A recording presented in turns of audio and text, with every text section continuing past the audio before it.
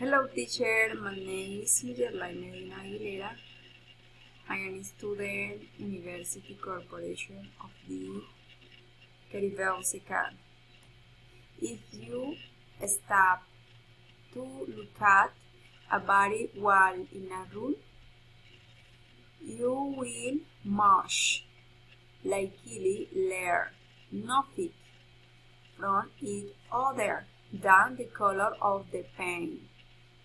Now, however, a new technique can scan that same while for shadows and reflection imperceptible to the human eye and slicing then to determine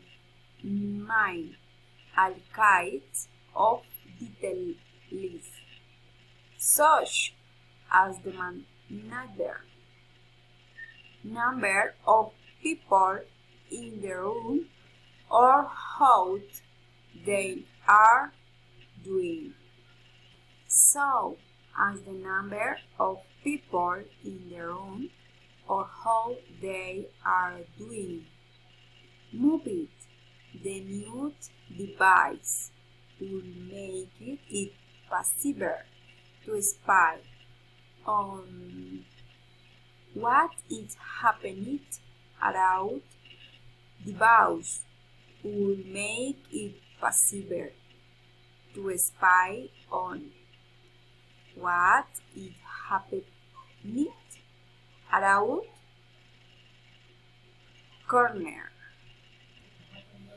Interpolate what is happening in the room from a partial view or control the movement of someone outside the field of view of an camera.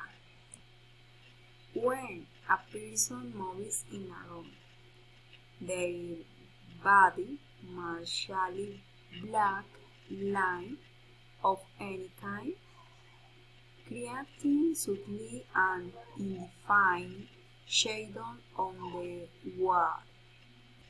Broadly colored clothing can even cast a faint reflected cloud on the wall. However, those wind signals are often driven down by ambient light.